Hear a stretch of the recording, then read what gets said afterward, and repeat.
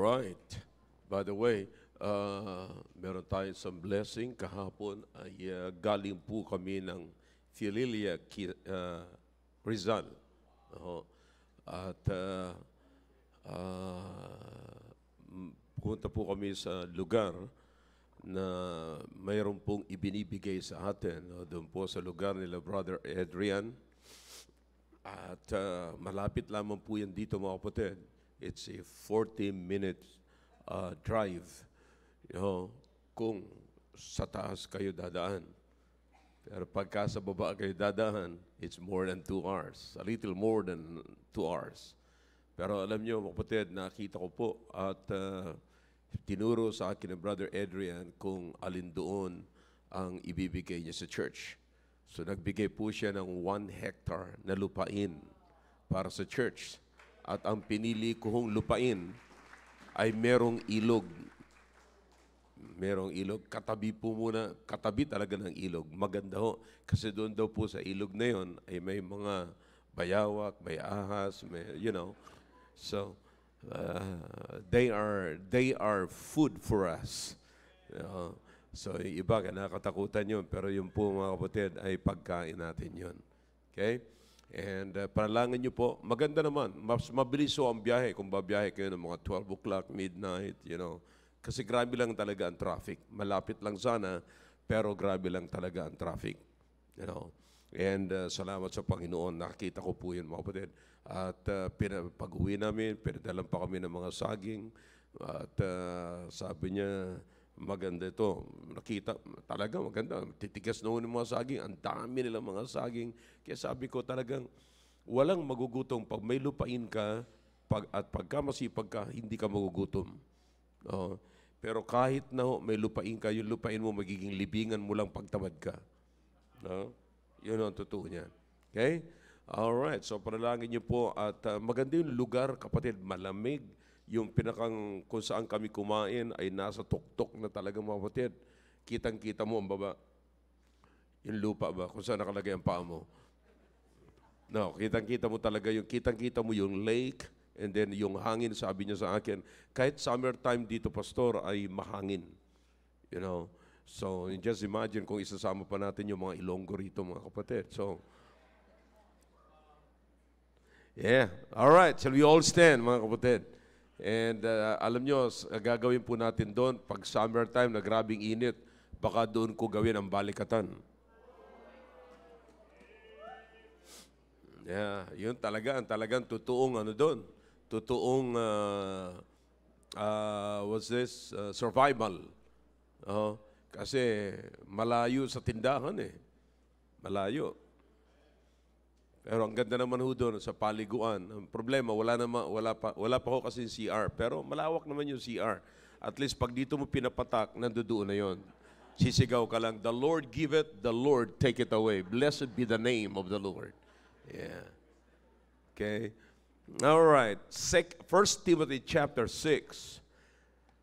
1 Timothy chapter 6, we will read verse number 11, 12, and 14.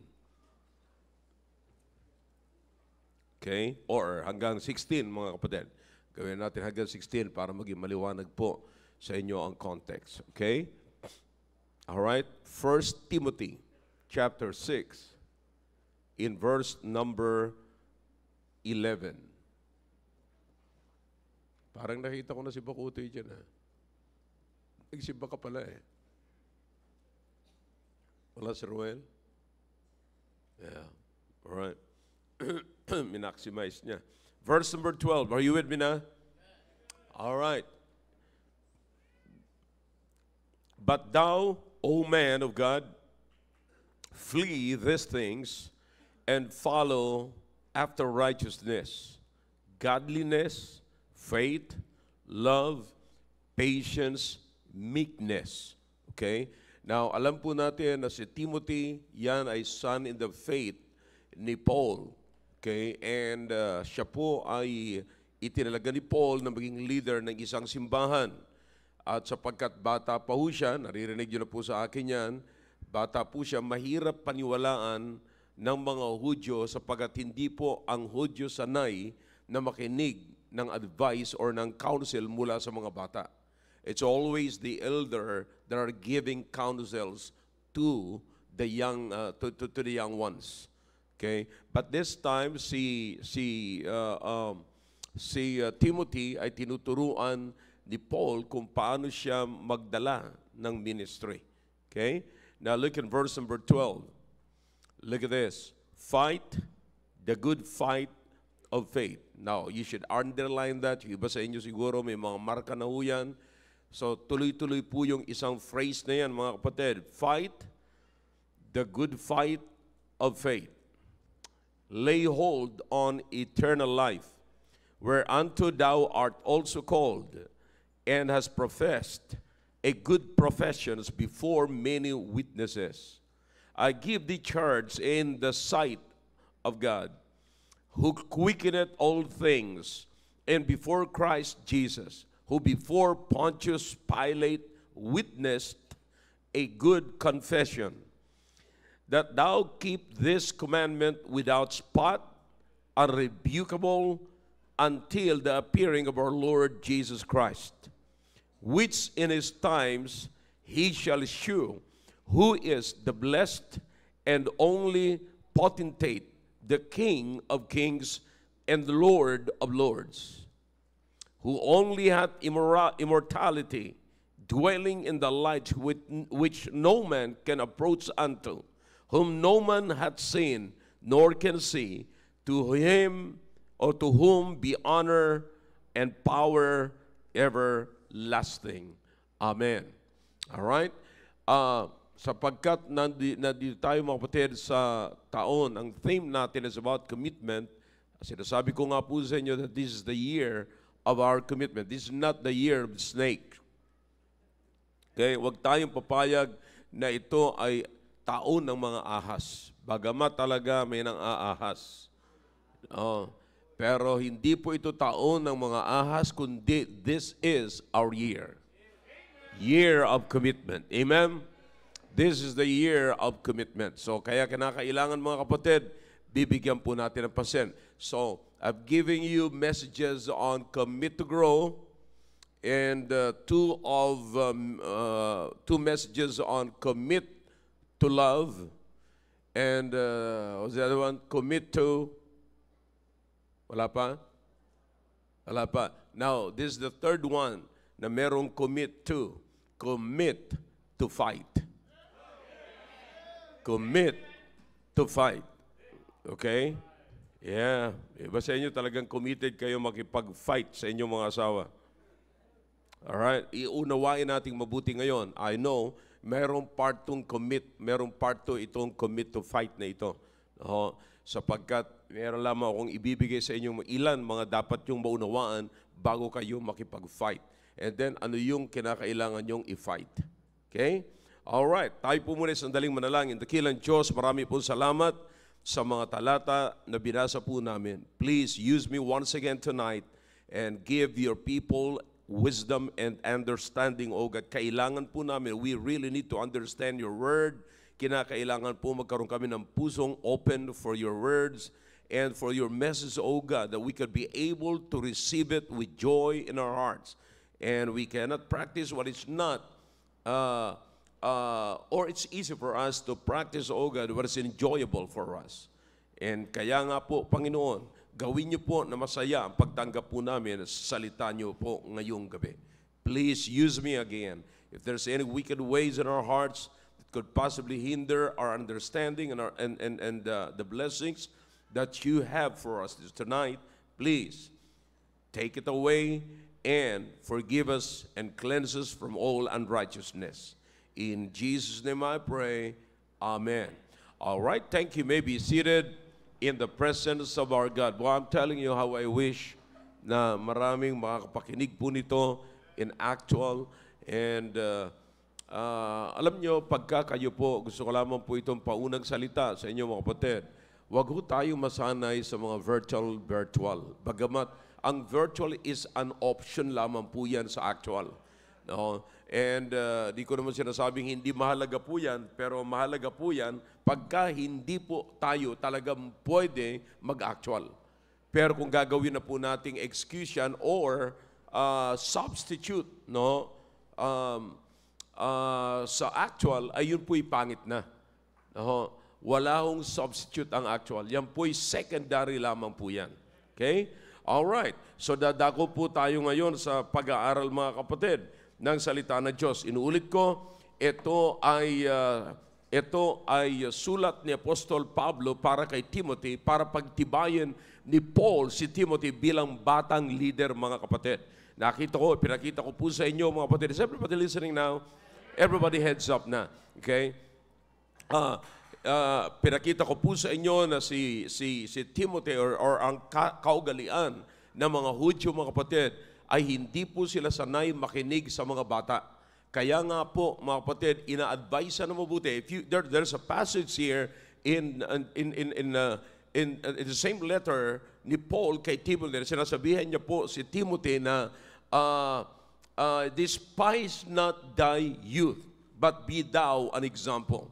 Okay? In other words, wag mong liit-liitin, wag mong baliwalain ang kabataan, bagamat yung kabataan, pero ang context po niyan, it's because nga hindi pinapakinggan o hindi sanay ang mga Hudyo na makinig sa bata.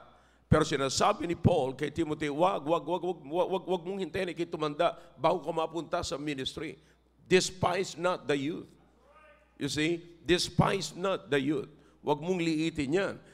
Okay? And so, yan po ang advice niya. Now, so in chapter 6, from the first letter of the Apostle Paul to Timothy, kapatid, ay sinasabi niya na sa verse number 12, you fight the good fight of faith. Okay? Fight the good fight of faith. He was simply saying to Timothy, you must committed. You must be committed to fight. Commit yourself to fight. You've got to fight. You see, you've got to fight. So, you know, at his early age, kapatid, ay ini-encourage na siya ni Paul na you got to fight. You see, in-install niya si Paul. Just imagine, nilagay niya si Paul na maging leader, kapatid, ng isang simbahan while he was young. Okay? And now he was telling Timothy, you've got to fight. Fight a good fight, the good fight of faith. See, now, hindi niya sinabi na fight a good fight, but fight the good fight. Why? Because there's always a fight. There's always a battle, kapatid. Laging may battle. In fact, all of us are fighting for something. Is everybody listening na? Okay, I said all of us are fighting for something. I said all of us are fighting for something. But each of us must understand what we are fighting for and why we are fighting. Okay? Now, you have to understand that. Kinakailangan unawain natin mabuti. There's a fight. Hindi natin may iwasan yan. You have to fight. We are, all of us, hindi ko nga lang alam kung anong klaseng battle meron kayo ngayon, pero lahat tayo ay nai-engage sa isang battle that we must fight. Okay? But each of us should understand that the kind of fight, what we are fighting for and why we are fighting. Now, if you are fully convinced that you have to fight, then you must learn how you will fight. You see, kinakailangan matuto po tayo, dapat mapag-aralan po natin kung paano po tayo makikipaglaban. You see, let's go back to the passage, mga kapatid. Nang sabi ni Paul kay Timothy is, fight the good fight of faith. Okay? So, doon lamang po nagkaroon ng comma. Alam naman po natin yan, na pagka nilagyan ng comma doon, yung phrase na yun, ay pwede na rin lagyan ng period at pwede na rin maging sentence po yun. Hindi po ba? Okay, let's learn something, kapatid. Yeah. Oh, para makita nyo po ng mabuti. Alright? So, makikita nyo po, ang sabi ni Paul, fight the good fight of faith. Okay? Now, so, mauunawaan po natin dito, mga kapatid, kung anong klaseng pakikipaglaban meron po tayo. But before that, mga kapatid, I want you to understand, I want to bring you sa tatlong bagay sa 1 John. If you are writing an outline, just write it quickly. 1 John chapter 2 and verse number 15. There is a familiar passage in that book, mga kapatid, chapter 2, verse number 15, the book of John. There are three things in that book, chapter 2 of the book of 1 John, verse number 15, that we must continually or constantly fight. I said that we must constantly, palagi kapatid, sapagkat, kaya ko sinabing palagi, constantly, sapagkat ang tatlong ito ay palagi hong nag-a-arise. Okay? Lagi po ito nag-a-arise. Ano man ang gagawin natin, anumang decision ang bibitawan po natin, lagi po itong nagpa-pop up. So that's why we must constantly fight. Yeah? All right, talk to me if you can. Now, what are those three things that are written in 1 John chapter 2 in verse number 15? The first one is the lust of the flesh. All right? The lust of the flesh. The second one is the lust of the eyes. And the third one is the what? The pride of life. You see, these are the three things written or listed in the book of 1 John chapter 2:15 that we must constantly fight. You see, the lust of the lust of the flesh feels good. So the lust of the flesh feels good. The lust of the eye looks good. The pride of life sounds good. Yung mga bagay na ito, mga kapatid, ito yung mga bagay na laging nagpa-pop up anumang agenda meron tayo sa araw-araw, mga kapatid. Listen, we must constantly fight these three things in the book of 1 John chapter 2 in verse number 15. But let's go back now to the book of 1 Timothy chapter 6 and verse number 12. Now notice the phrase, mga kapatid. So if you have a marker, kinakailangan bibilugan nyo sasabihin ko para alam nyo kung ano yung ini-emphasize ko. Alright? The first is encircle the word fight. You have to fight. Now, listen, in fighting, kapatid, there is resistance. Okay, wag nyo kakalimutan, mga kapatid. So, if you are the one fighting, kapatid, you are resisting something.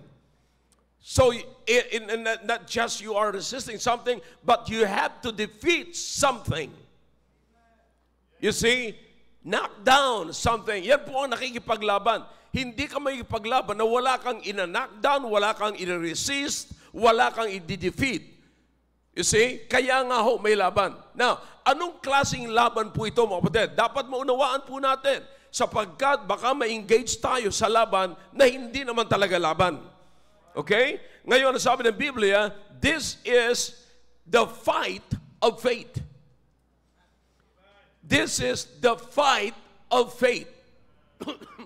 Now listen, everybody understand, and you know, I'm not challenging your intellect, mga kapatid, pero gusto ko lamang muling sabihin sa inyo ng ating pananampalataya, yan yung ating pinaniniwalaan. Your faith is what you believe. You see, so this is the fight of what you believe. And what you believe is what you are. So this is the fight of what you are. Diba? So because it's the fight of what you believe and what you are, then you've got to give the devil or the enemy a good fight. Okay? Fight the good fight of faith. There is, I mean, you know, I'm telling you, kapatid, masarap makipaglaban na hawak-hawak mo ang iyong pananampalataya. Masarap makipaglaban na tangan-tangan mo ang iyong pananampalataya, kapatid. Listen, our faith, mga kapatid, ay hindi nanggaling kung saan-saan lang. Listen, alarin yung mabuti kung saan nanggaling yung ating pananampalataya. Faith cometh by, come on, talk to me if you can. And hearing by the, you see, that's saan nanggaling. Sa Word of God, kapatid. At sapagkat ito nanggaling sa Word of God, this is approved by God. Now, do you understand that what you are fighting, if you are fighting for your faith, listen, and if you are fighting the good fight of faith, you are fighting what Jesus has already won.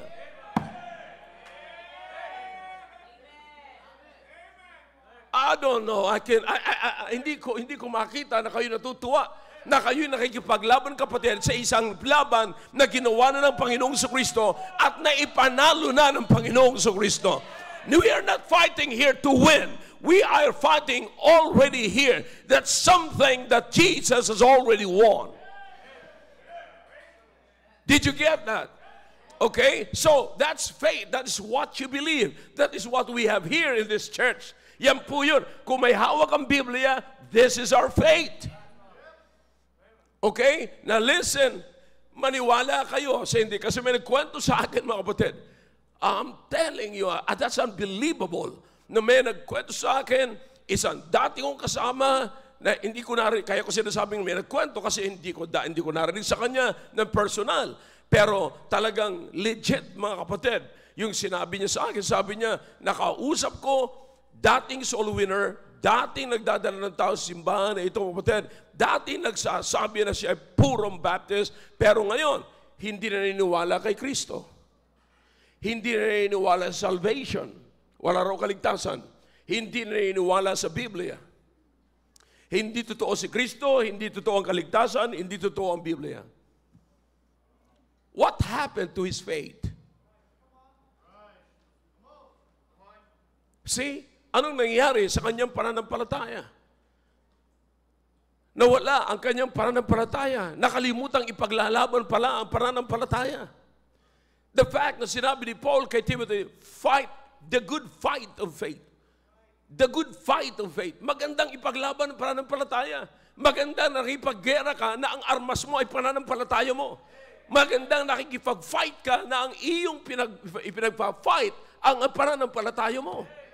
So you understand that? Bakit, kapatid? You have a personal experience sa iyong pananampalataya. I don't know about you, kapatid.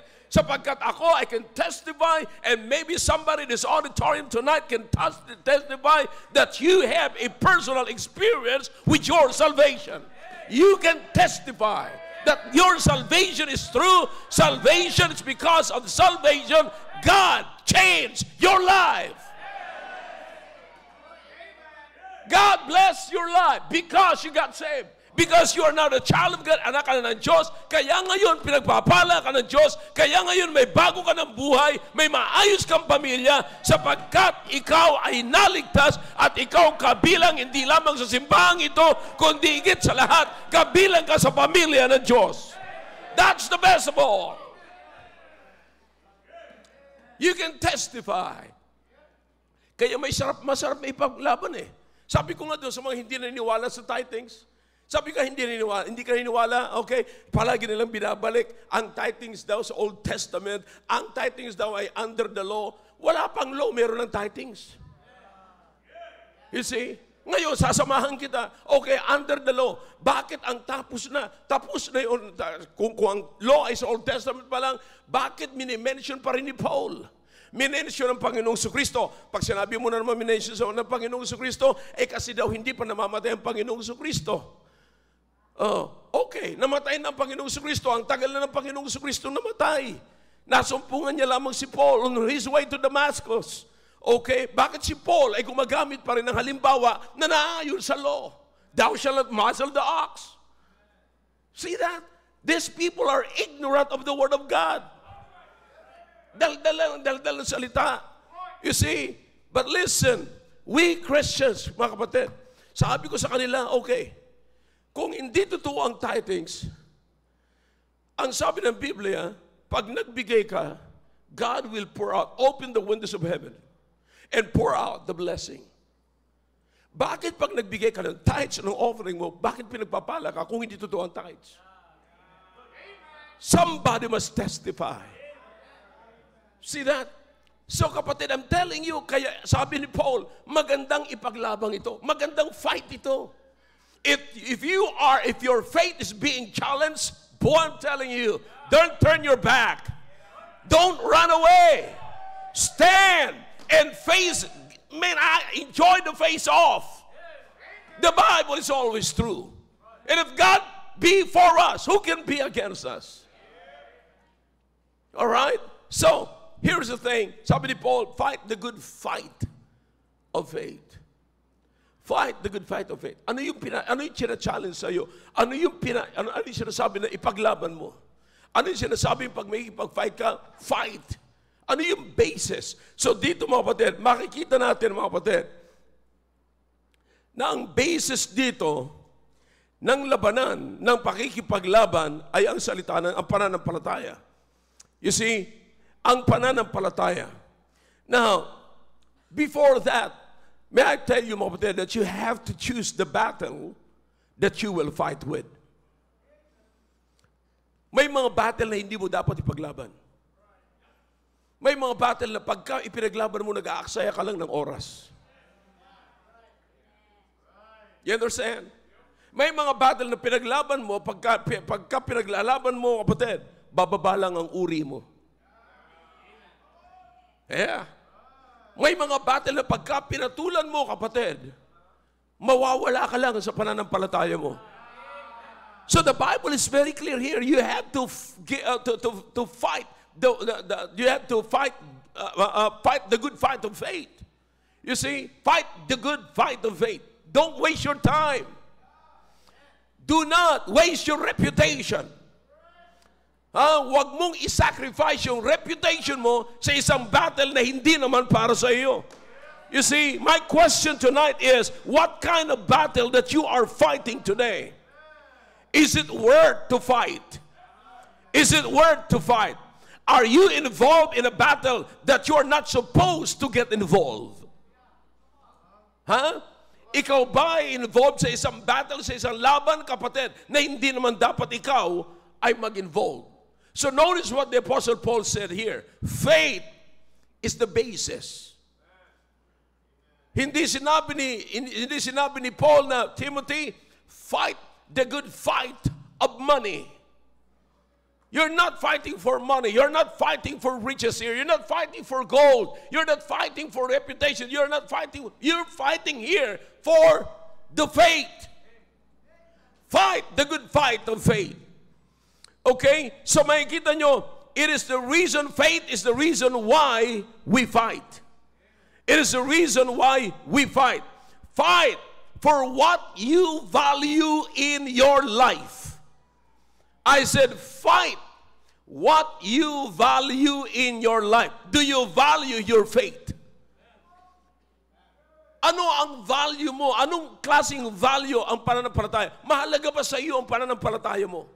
Kapatid, mahalaga sa akin ang aking pananampalataya sapagkat ang pananampalataya sa akin is not a form of religion. It's not a form of religious practices. My faith is my life. And my faith is the future of these young people here.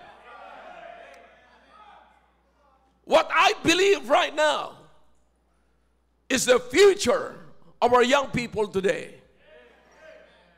You see, so I'm saying, kapatid, fight for what you value in life. Don't miss this.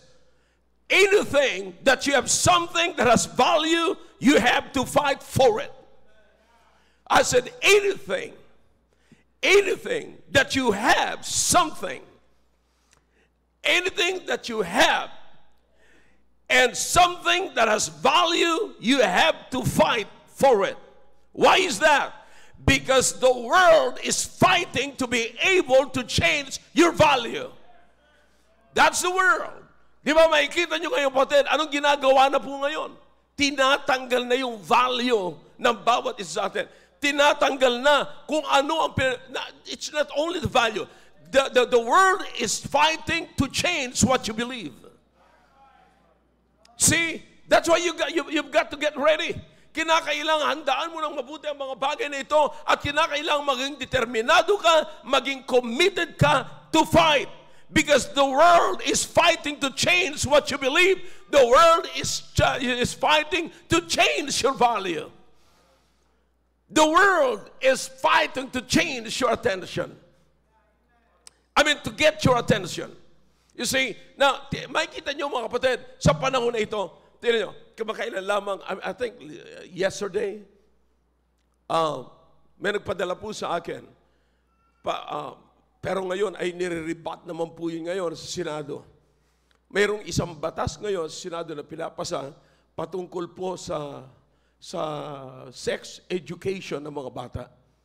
You see, na kung titignan nyo mga kapatid, kung ano-ano lamang naiisip nila, alam nyo, kapag ka ang tao, gaano man kataas ang pinag-aralan niya sa ibabaw ng mundong ito, pagka ignorante siya sa salita ng Diyos, ang babaw ng dating niya pagdating sa moral or moralidad ng tao. You see? You understand the best way para maturuan ng mga bata na maging maingat sa kanilang sarili? The Bible. Dali natin sila sa simbahan. See that? So how they will keep their purity, bring them in. Dali natin sila sa simbahan. Let them know what we have in our church. You say, let them know what we are teaching to our young people. Are you with me? You see, so ganun kasimple mo, kapatid. But you see, the world is trying to fight to change our value. The world is trying to fight to change what we believe. Kaya nga po, dapat maingatan natin yung ating pananampalataya. It's so important. This time, you have to fight. You have to fight, mga kapatid. But this time, it's not about fighting to get something.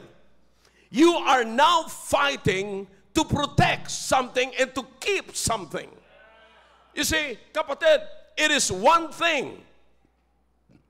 It is one thing, kapatid, to fight to get something. It is another thing to fight to keep something. Did you get that?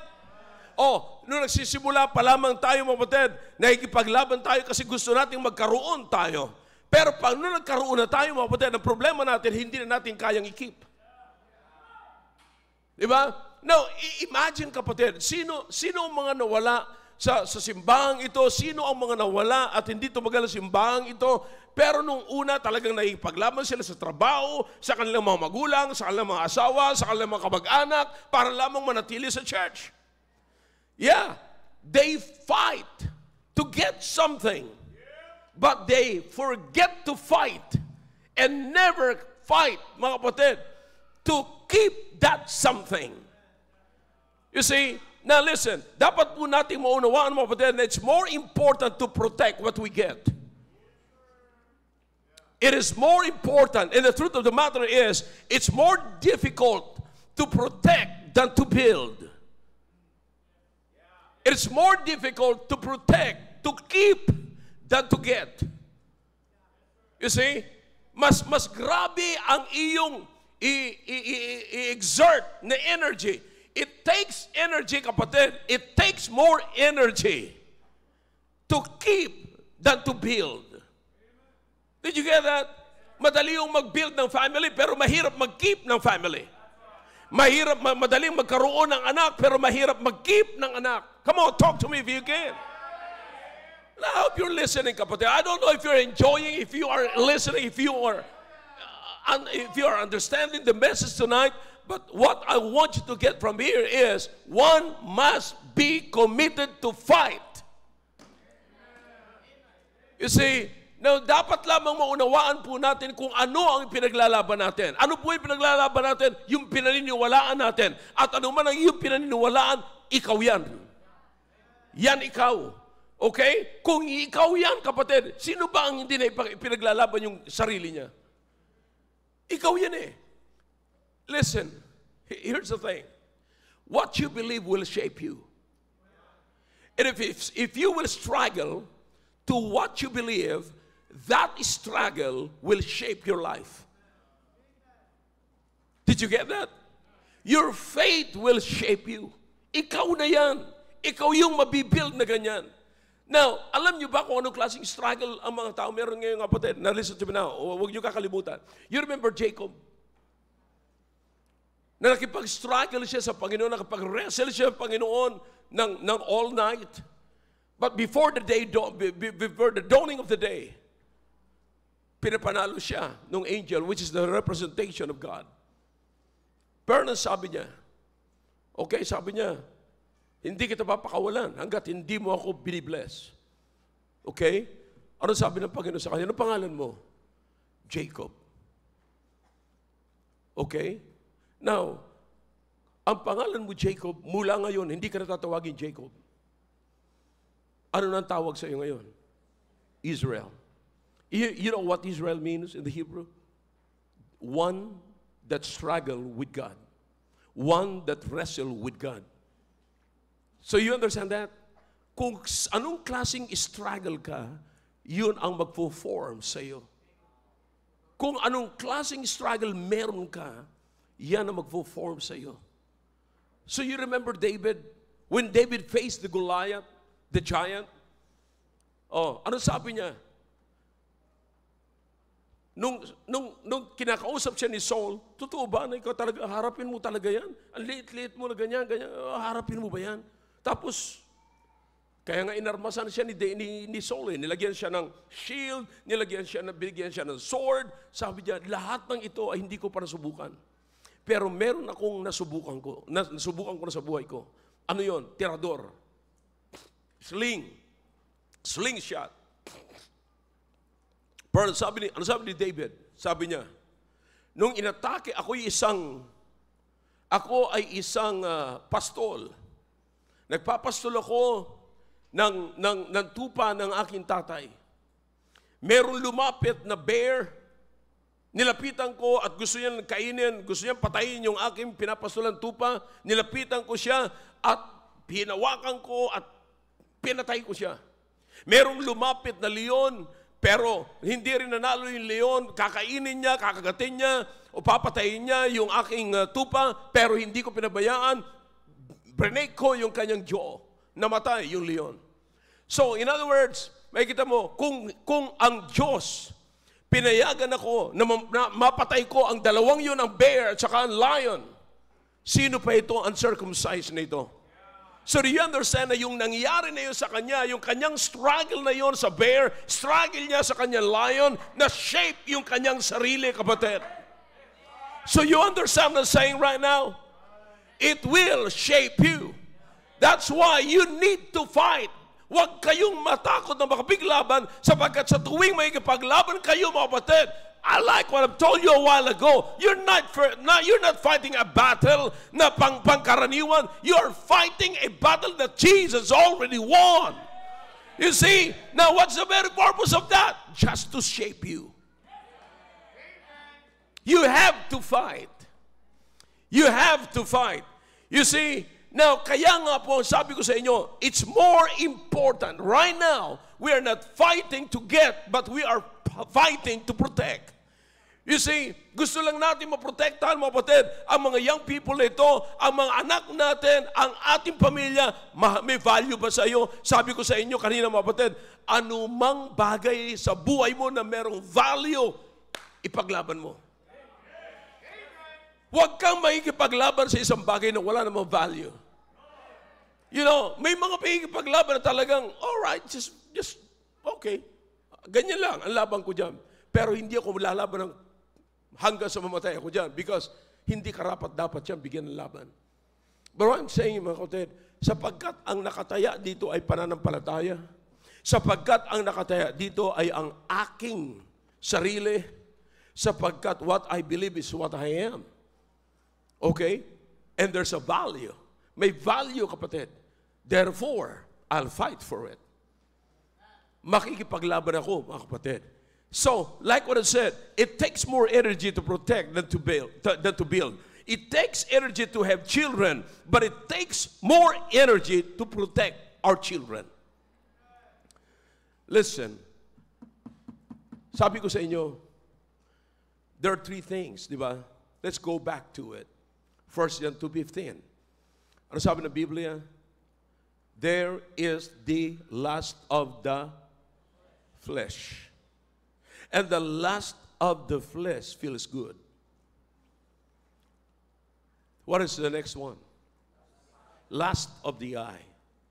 And the lust of the eye looks what? Good. And what is the third one? The pride of life. And the pride of life, what? Sounds good. Pero lahat ito, mga kapatid, ay ginagamit ng diablo every time we make a decision. Every time we make a decision to fight the devil will come and tell us that it feels good, it looks good, and sounds good. Now listen to me now. This is testimony I have heard. Sabi niya, ilang beses na ako nag-decide na babalik na ako sa church. Pero every time na babalik ako sa church, nahihiya ako. Ano ang ibig sabihin nitong kapatid? Nag-decide siya, gumawa siya ng isang decision na hindi niya ma-manage yung kanyang decision. Bakit po? Sapagkat doon sumisingit ang dyablo. Ano yung sumingit? Ano yung nag-pop up? Pride. Pride. Ilan sa mga may bisyo, mga kapatid, ang nagpahayag na ayaw na nilang magbisyo. Pero hindi nila maiwan-iwanan ng kanilang bisyo. Bakit? Magpa-pop up yung lust of the flesh. Feels good.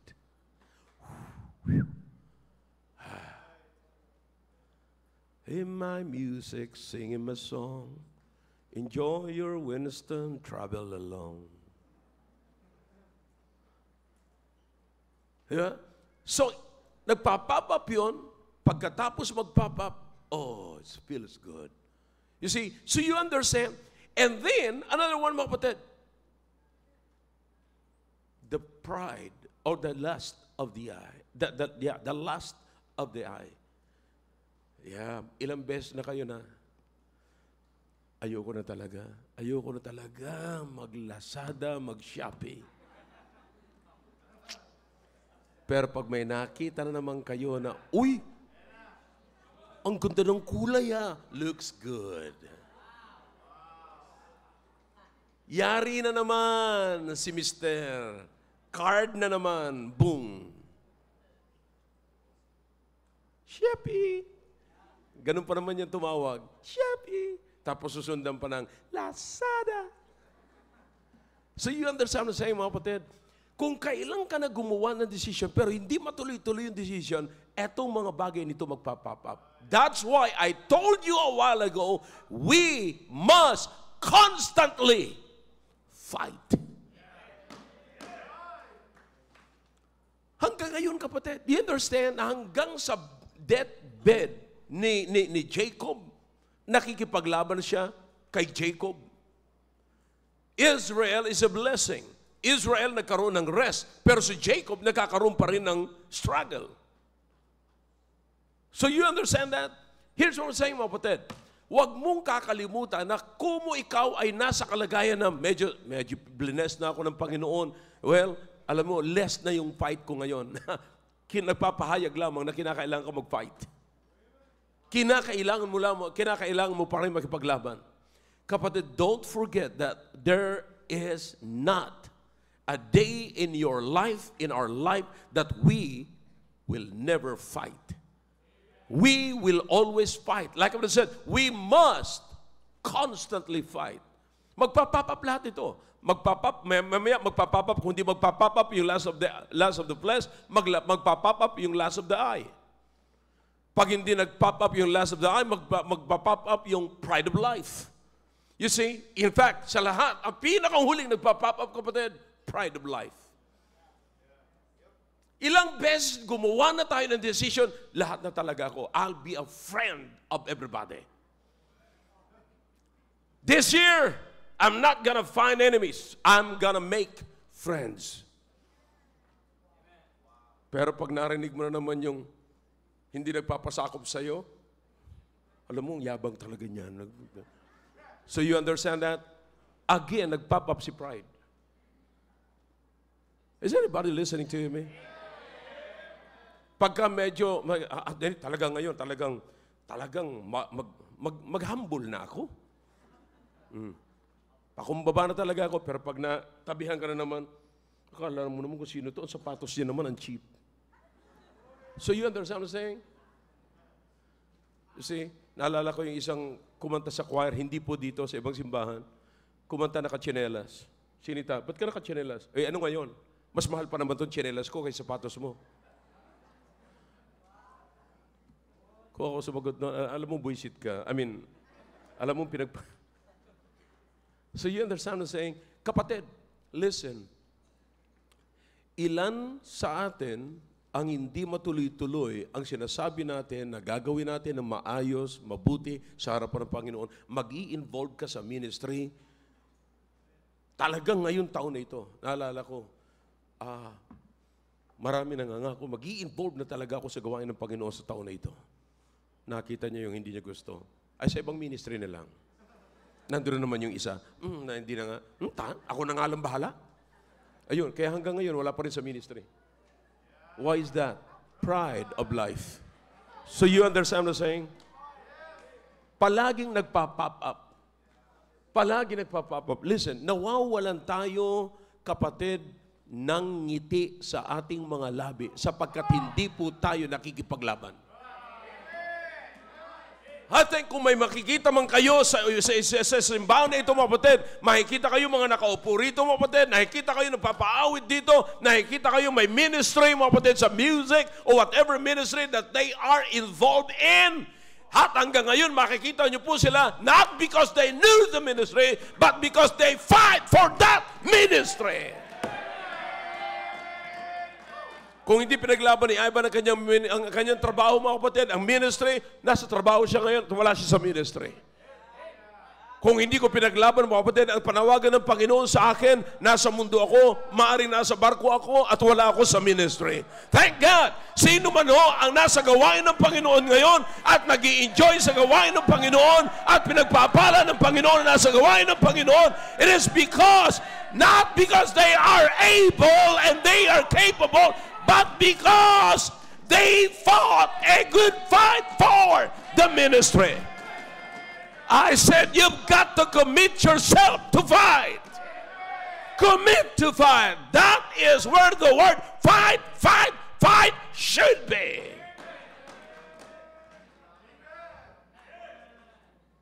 Kala nyo puro na lamang tayo basketball sa buhay na ito. Puro na lamang tayo laro. There must be a time, young people, in your life that you have to learn and commit to fight. Nagpapasalamat ako sa Panginoon. Kagabi meron akong kinounsel. Sabi niya, ano man ho mangyari, nagkamali man kami.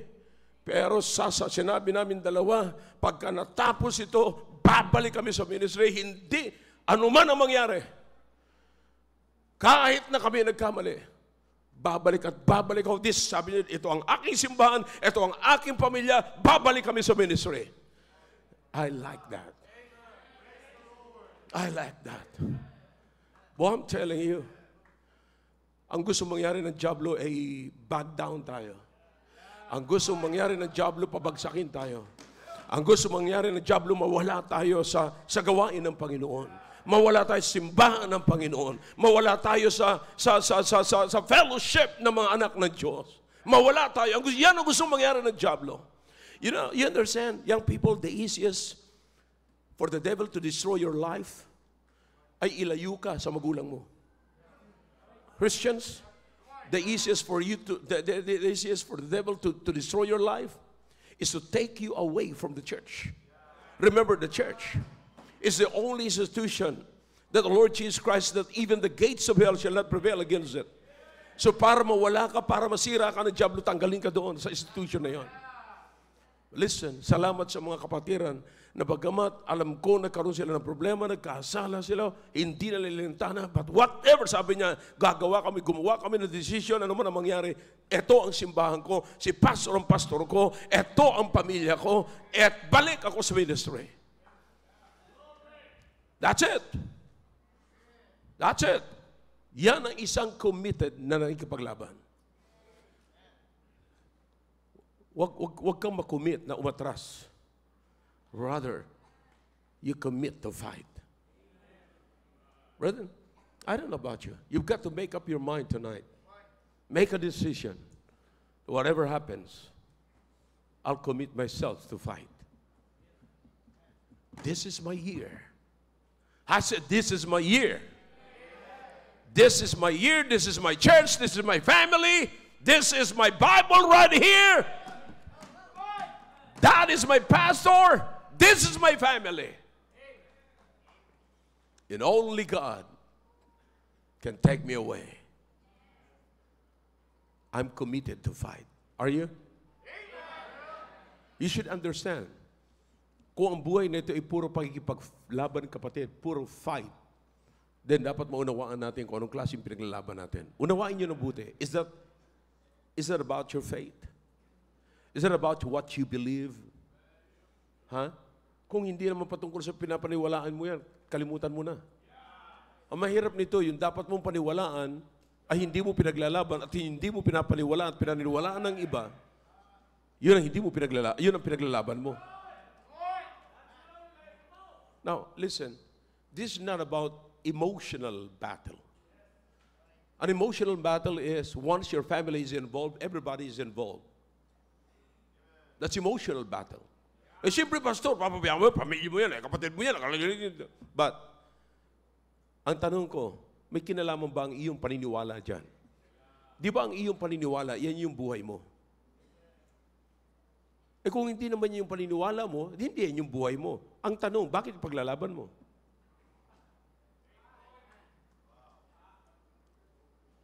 Being a Baptist is not a religion of the family or family religion. Being a Baptist. Baptist is not religion, it's faith.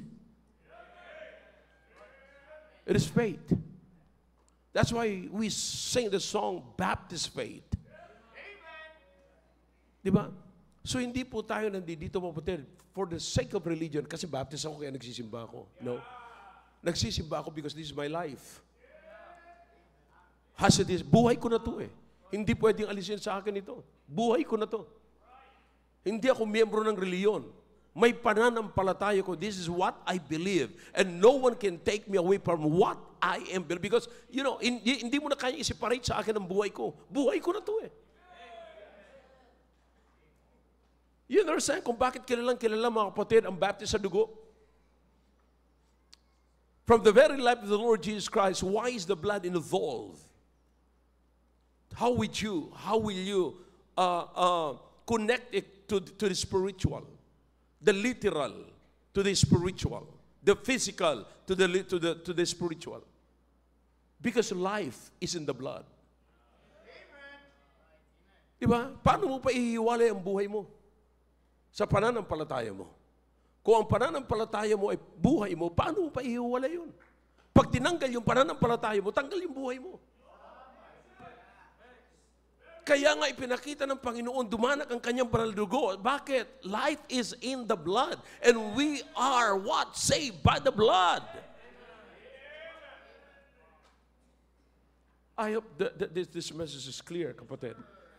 Nakoy, maunawaan natin ng mabuti ang atin pong pinaniniwalaan. Kaya kung maliwanag sa inyo, kayo mga bata ngayon, mga young people, mapalad kayo, nakakarinig kayo ng mensaheng ito na meron kayong panghahawakan sa buhay nyo. Hindi yung para lamang kayong sumali sa fraternity. Pag nagsawa na kayo, ayoko na. Alam mo, maraming mga maraming mga nagsasabing, alam mo, dati akong Baptist eh. Ngayon, ano ka na? Ay, pumunta na ako kay Soriano. Sino pa kayo mga tanga rito? So you understand what I'm saying?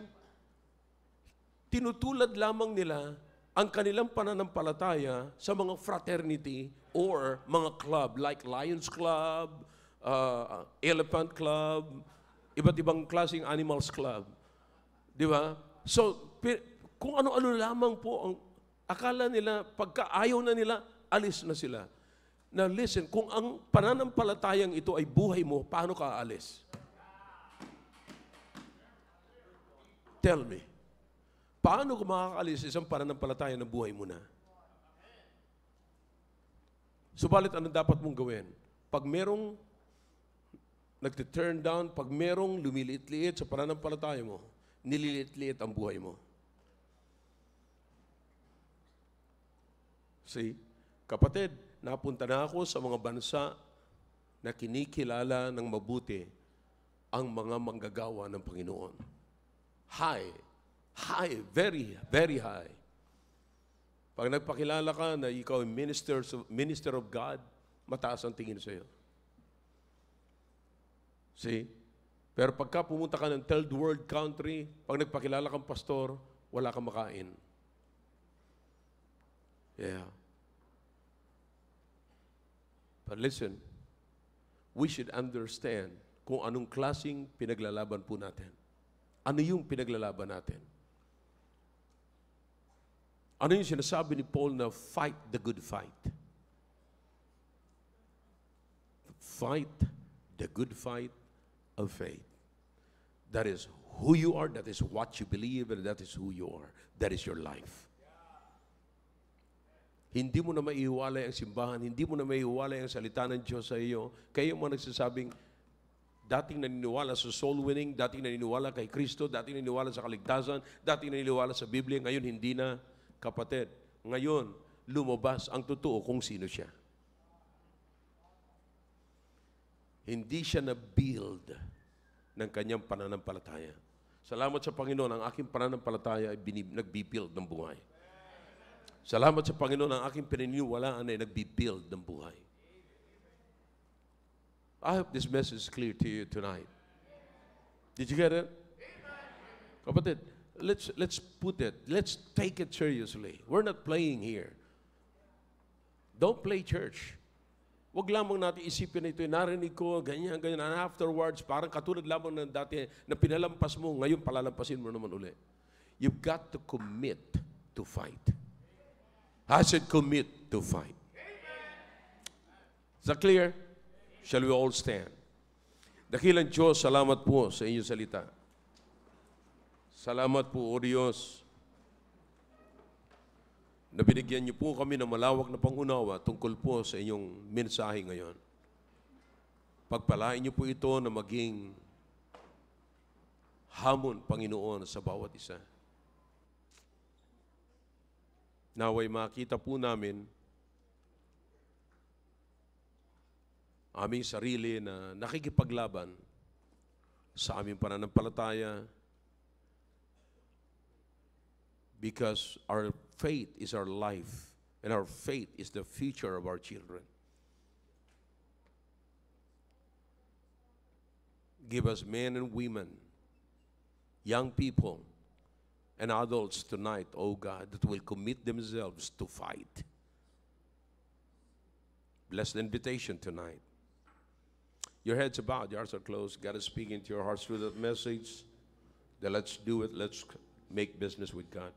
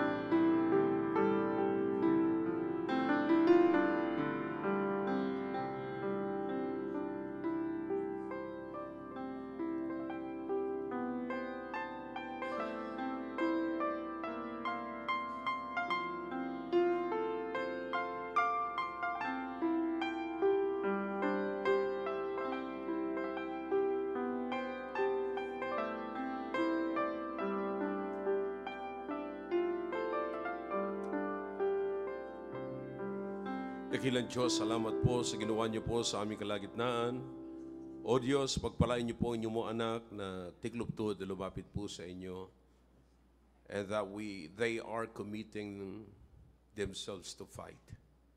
Yeah, we will we believe that what we have right now, oh God, and what we believe is important and valuable. There's value in it. That's why we need to fight for it.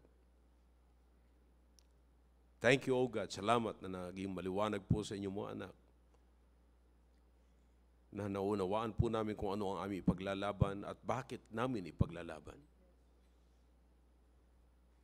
Salamat, mahalaga po sa amin ang aming pamilya. That's why we need to fight for our family. Mahalaga po sa amin ang aming mga anak. That's why we have to fight for our children. Thank you, O God.